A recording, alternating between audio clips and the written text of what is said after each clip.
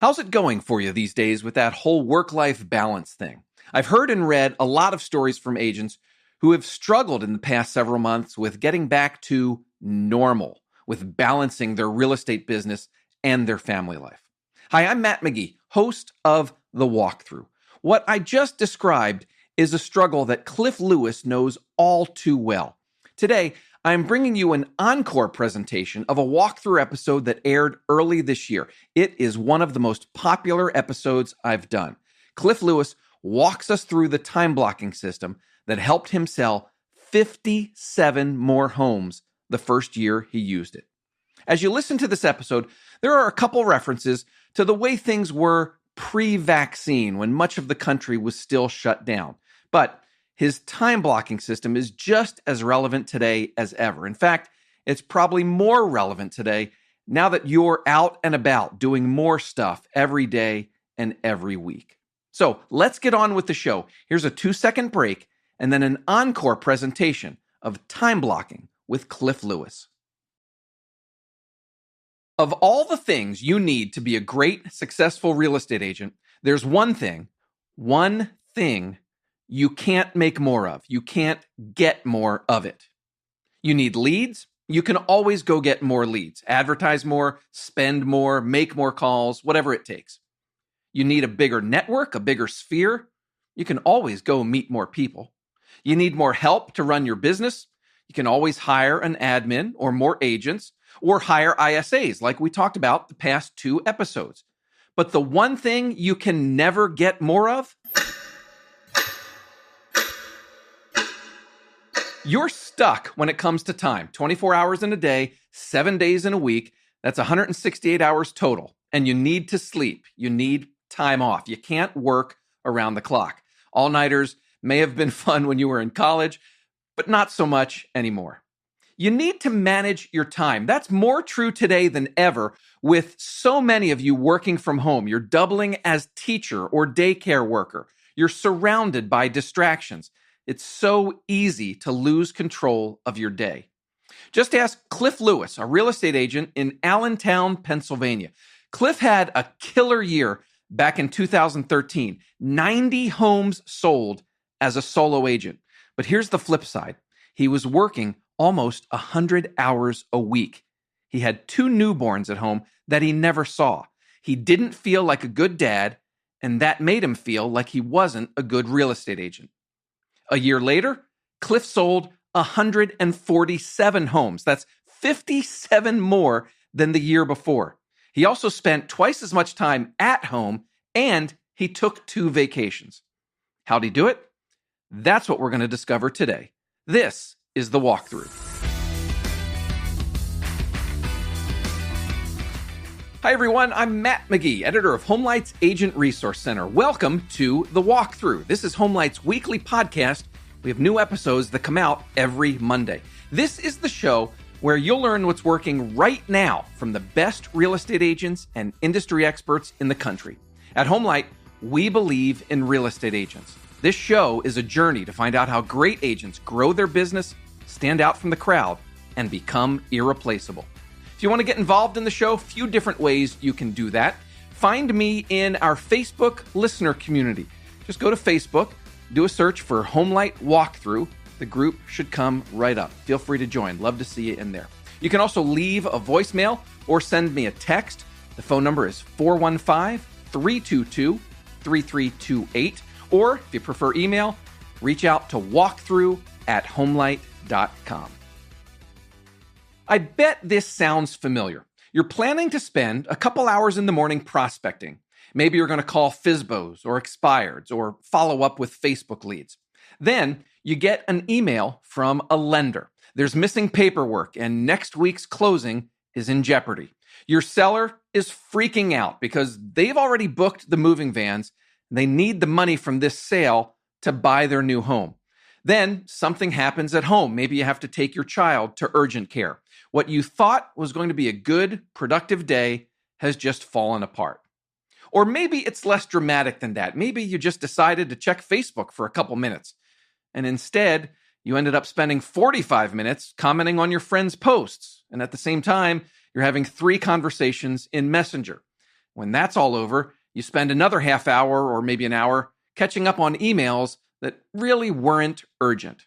You were busy, but you weren't productive. Sometimes it's things you can't control that sabotage your day. Sometimes it's things you can. Either way, too many days like that will get in the way of growing your real estate business. Cliff Lewis learned that lesson 7 years ago. That's when he started time blocking. And you heard me say it just a moment ago. He went from 90 to 147 transactions the first year he was time blocking. He was able to go on vacation and spend more time at home with his newborn twin sons.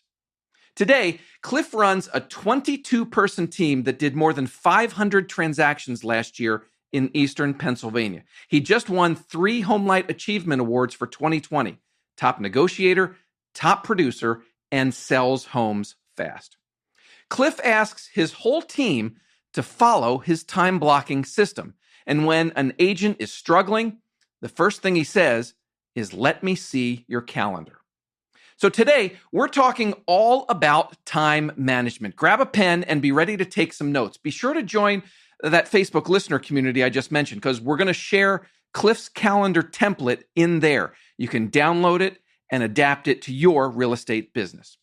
On today's show, listen for Cliff to talk about how long it took for time blocking to start working, his color-coded system for filling out his weekly calendar, why he blocks in 1-hour increments, and how he recovers when emergencies throw his calendar out of whack.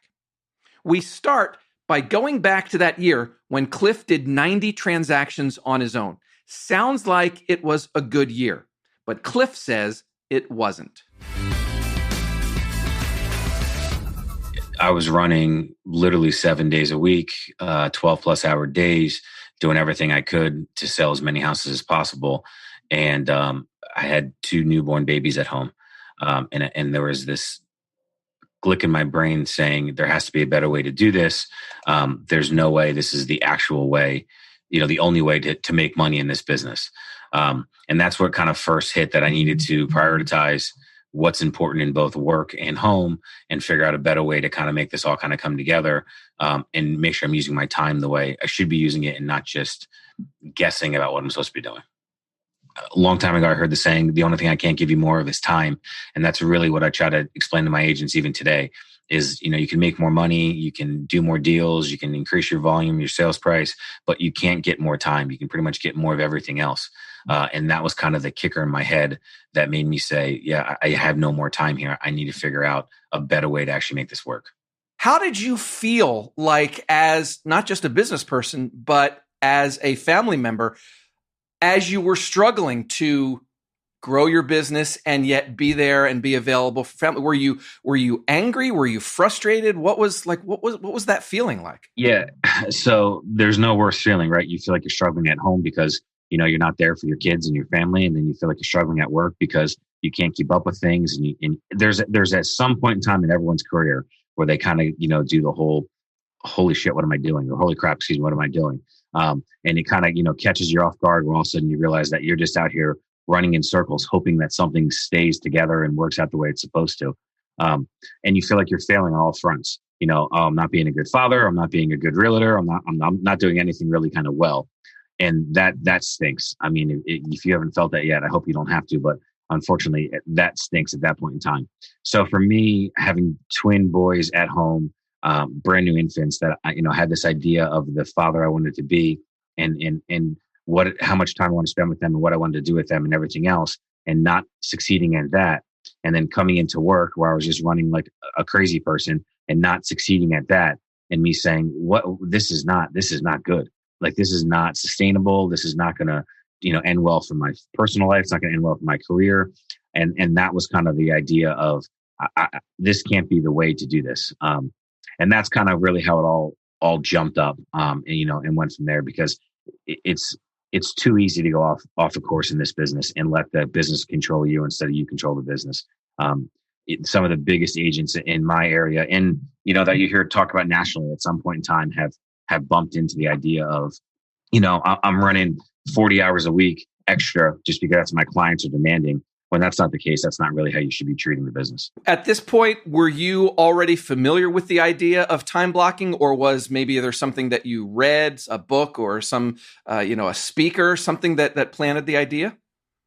So I think everyone kind of thinks of the idea of time blocking at some point or another, like, your to-do list. You wake up in the morning and say, okay, what am I going to do today? And kind of start writing out your tasks for the day or your to-dos.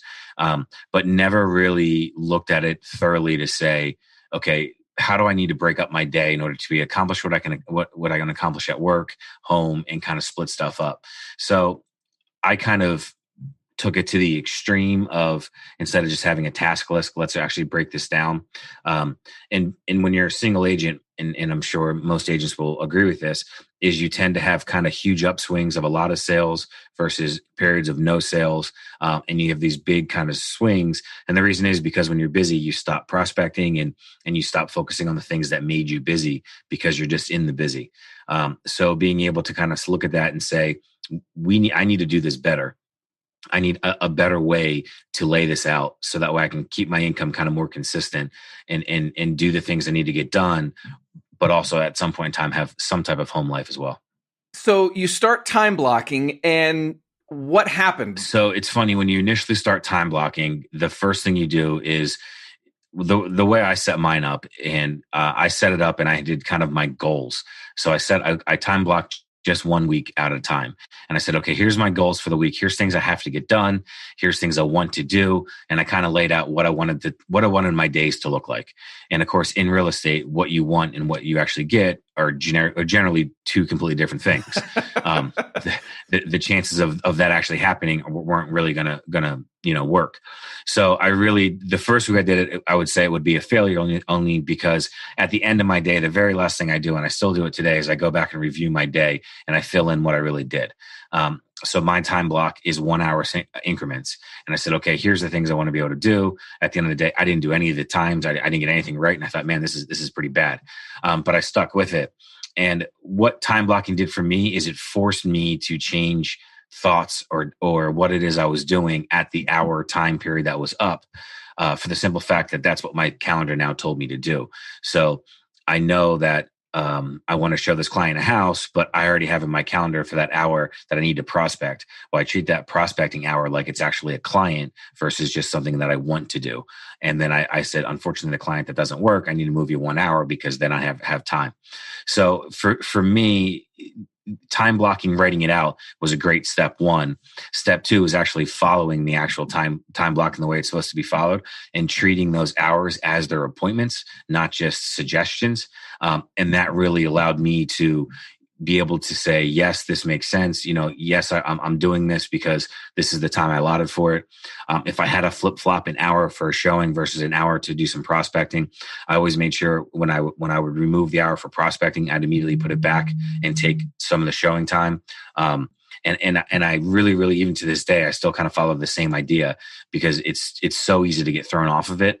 That for me, it's very important to keep on top of it. When did it start to click, and how did it impact your business and your family life? When in your head did this become a success? So probably I'm going to say week 3 or week 4 is when I really, really kind of had my first breakthrough, which was when I really started prioritizing my schedule versus a client's schedule, and not blowing off appointments or not taking appointments, because of course we all have to do that.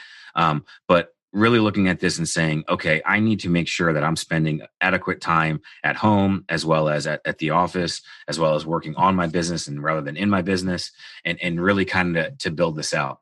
So I would say my success was probably week 3 when 3 out of 5 days I hit my hours like I was supposed to. Cliff told me that even to this day, he still gets excited if he can hit 3 or 4 days in a row where he sticks to the blocks that he has on his calendar. I mean, that's life in real estate, right? Things are going to come up during the day. And later in this episode, Cliff will talk more about how he handles emergencies and interruptions. For now, let's get into the details of his time blocking system. You heard Cliff say a moment ago, step number 1 is that you have to write out your entire week. Step number 2 is that you have to treat each block of time like an appointment, not a suggestion. It's something you have to do. Cliff uses a spreadsheet. And again, we're going to make his template available to download in our Facebook listener community. The spreadsheet has one column for each day of the week, and then each day has separate tasks broken out hour by hour. But it's more than just randomly putting tasks into each time block. Cliff uses a color-coded system. Every task gets categorized by how it impacts his real estate business. The categories are making money, working, no money, tracking money, and spending money. So let's get back to the conversation with Cliff explaining those 4 categories. So I broke it down into 4 colors that I use. So green means making money. So are there prospecting ideas? You're actually out talking to people. You're out doing, actually prospecting, not working with clients, but actually trying to figure out a way to drum up more business. It's the most important part of your business, in my opinion. So it should have the most blocks per week. It's also the worst part of the business for a lot of people because most people hate prospecting, the idea of prospecting. It's the hard part. It's the of the day, but it's super, super, super important. So I really, really try to make sure that I get at least, so off of my sheet, I have about 36 blocks that I traditionally try to do per week. That is nothing more than trying to, get new business. That's the first one. The second one is yellow, which is working no money. And what working no money means is it's your reply to inspections. It's your reviewing your stuff with your pendings. It's going through, make sure your appraisal contingencies are met. It's working on deals you already have under agreement.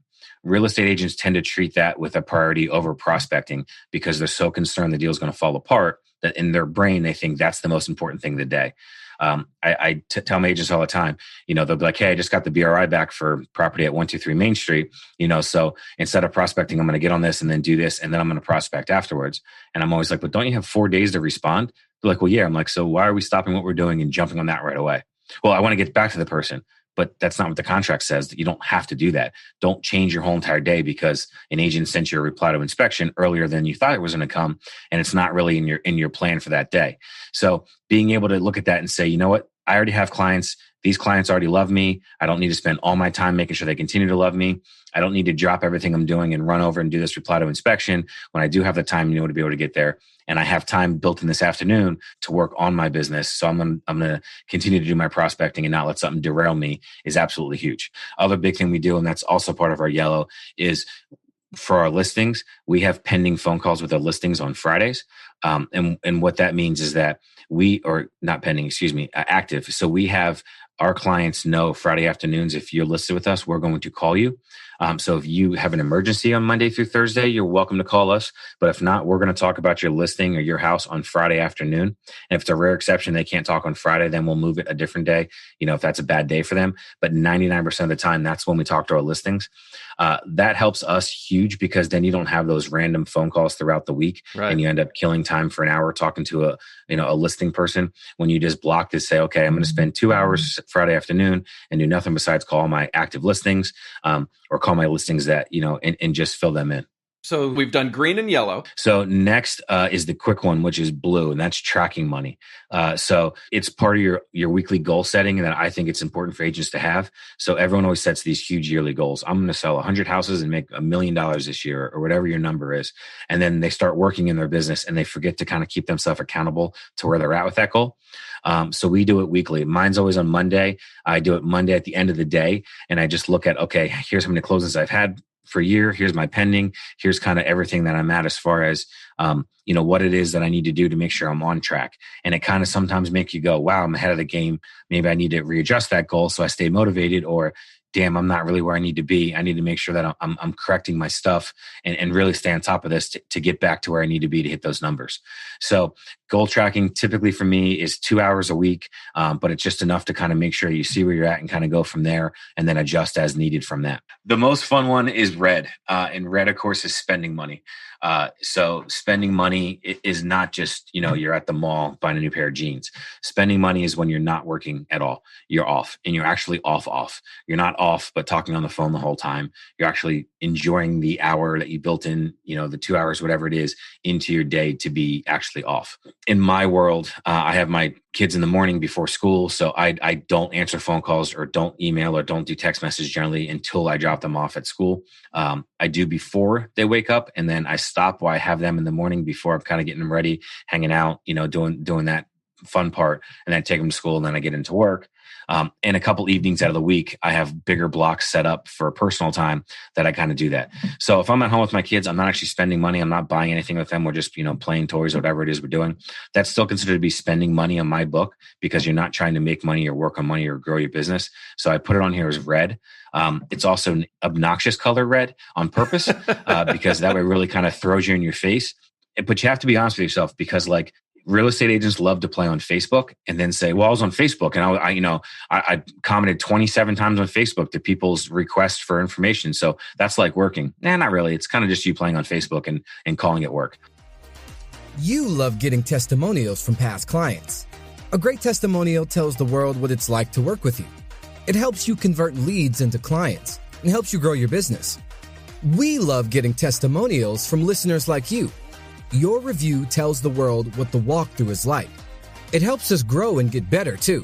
So when today's show is over, please take a moment to rate and review us on Apple Podcasts or wherever else you listen. Thanks from all of us at HomeLight. Just about everything is 1 hour blocks. So you don't set 1 to 5 in the afternoon, I'm going to prospect. Is everything set to 1 hour blocks on purpose? What's the reason for that? 1 hour is traditionally a good time. After an hour, you tend to run off track. We all have a little bit of ADD. So if you say, well, I'm going to prospect for 4 hours in the morning, you're not actually going to. No, my ISA team doesn't even go that long. You have to kind of change it up. The other thing about it, what generally happens is, let's take your email. It's very, very possible that you can get on your email at 9 o'clock in the morning and at 5 o'clock at the end of the day have just done email. Emails come so damn fast these days, and there's so many of them. And heaven forbid something seems interesting to you, then all of a sudden you're on that and you're kind of going through that. Before you know it, you can 100% absolutely be way, way, way off track and spend the whole entire day emailing. But at the same time, we all know in real estate, right? Speed to lead is important. So how does that, I guess the answer to that is that you have other people on the team who are available to answer the phone and respond to the emails as they come in, if they are going to be from people, that are new leads potentially. Yeah, absolutely. And that's not to say that if I see an email come in at 12 o'clock from a new lead, I can 100% say, hey, an email came out at 12 o'clock, but I'm not supposed to be on email until 4.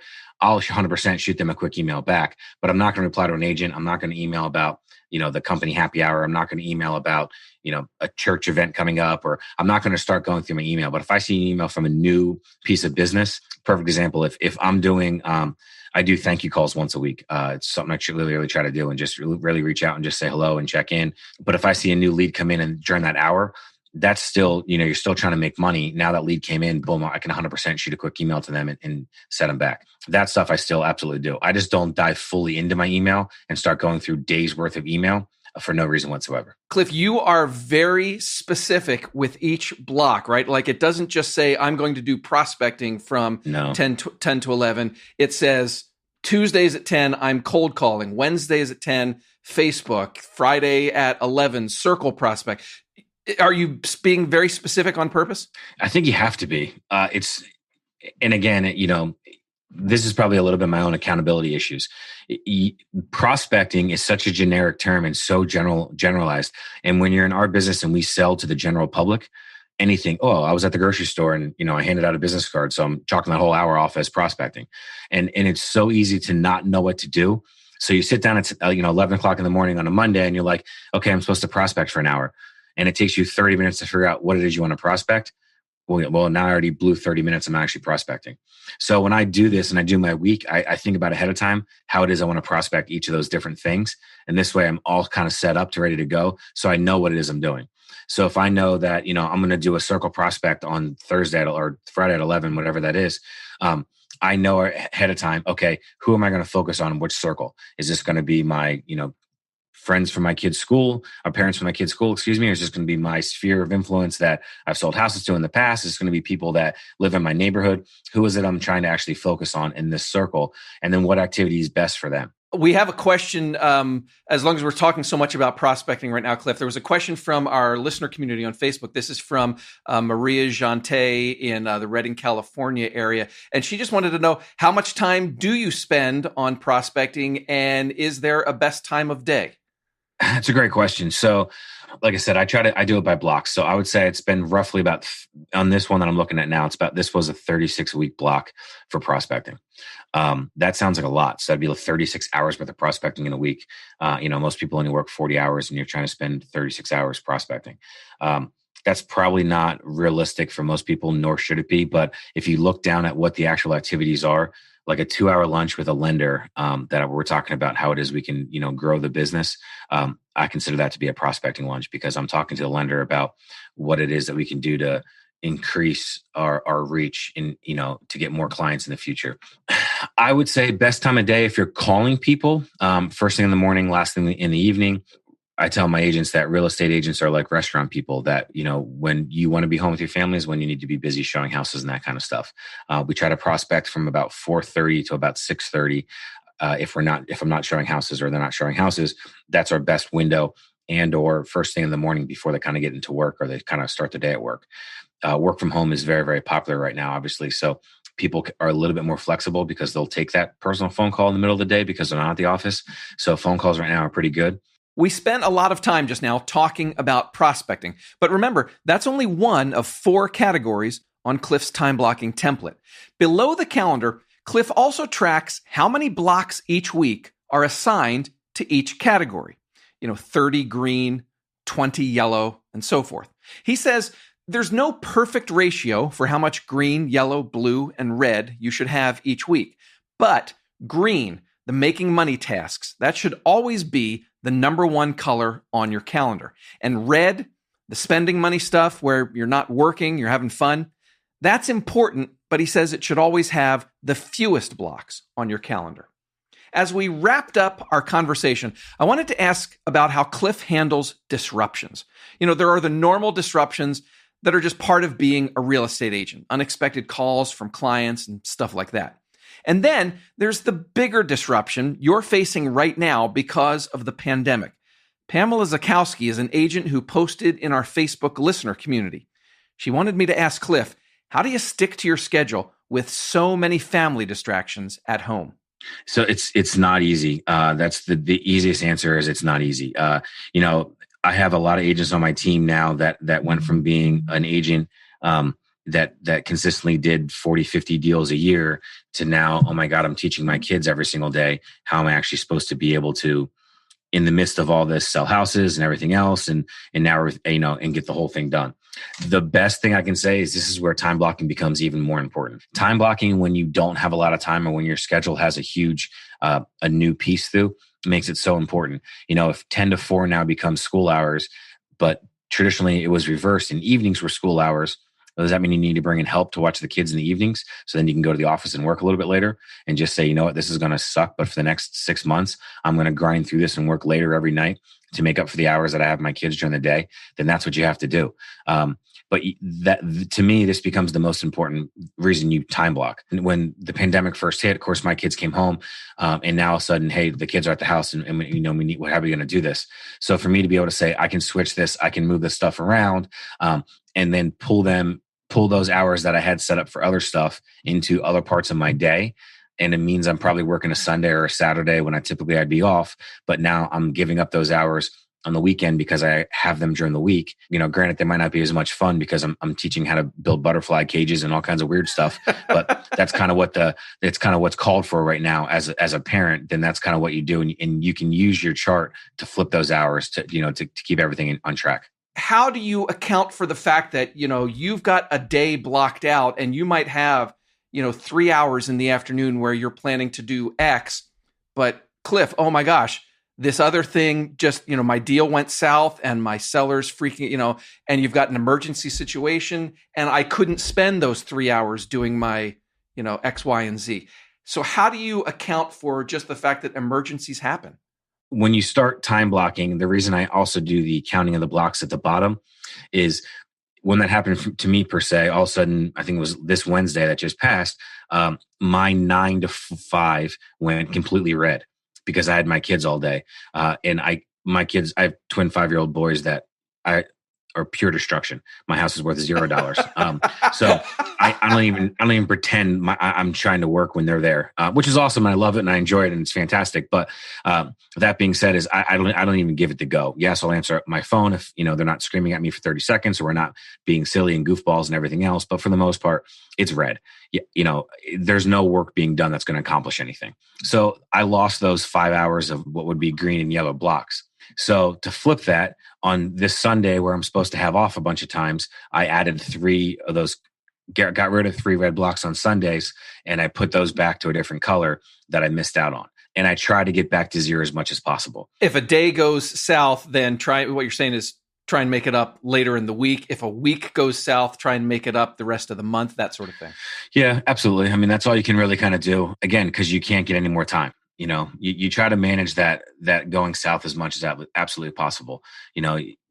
If it's a work issue, very, very rarely is it a work issue so bad that you need to throw off your whole entire day. You can get more leads, you can hire more help, you can meet more people, but you'll always have a finite amount of time. So make the most of it. Great stuff, Cliff. Thank you so much. Remember, if you want to get a copy of Cliff's time blocking calendar template, join our Facebook listener community. We are posting it in there today for anyone to grab and use. All right, what are your takeaways from today's episode? What mental or written notes did you make? Here's what stood out to me from my conversation with Cliff Lewis. Takeaway number 1, time blocking isn't just about putting random tasks into your calendar. Cliff uses a color-coded system where each task relates to how it affects his business. Green is making money. It's the most important category, and it should be the color that you use the most. Yellow, he calls working no money. That's inspections, appraisals, working on current transactions. Blue is tracking money. That's reviewing your goals and your progress. And then red is spending money. That's family time, fun stuff, anything that you do when you're not working. Takeaway number 2, Cliff time blocks in 1 hour increments. He says no one can legitimately do 4 hours of nonstop prospecting. You'll get distracted, so don't even try. Takeaway number 3, speaking of that, be specific when you're filling in each block. Don't just say prospecting from 9 to 10 a.m. Say exactly what you're going to do. Call my database, circle prospecting, whatever it might be. Be specific. Takeaway number 4, you have to treat your blocks as appointments, not suggestions. Do what you said you were going to do. And then takeaway number 5, when things go south and you have to adjust, Cliff says, try to make it up the next day or later in the week. You're never going to have a perfect week, right? That's not how life works. It's not how real estate works. But stay accountable to yourself. At the end of every day, Cliff reviews his day, fills in what he really did, and then he adjusts the rest of the week as needed. All right, any questions or feedback for me or Cliff, you can leave a voicemail or send me a text. It's 415-322-3328. You can send an email to walkthrough@homelight.com or find Cliff and myself in our Facebook listener community. Go to Facebook, do a search for Homelight Walkthrough, and the group should come right up. That's all for this week. Thanks so much to Cliff Lewis for joining me. Thank you for listening. If you like what you hear, please rate and review us on Apple Podcasts or wherever you listen. Sure would appreciate that. Also, be sure to hit the subscribe button so you'll get all future episodes delivered automatically. My name's Matt McGee. You've been listening to The Walkthrough. At Homelight, we believe in real estate agents. We're on a journey to find out how great agents grow their business, stand out from the crowd, and become irreplaceable. Go out and safely sell some homes. I'll talk to you again next week, everyone. Bye-bye.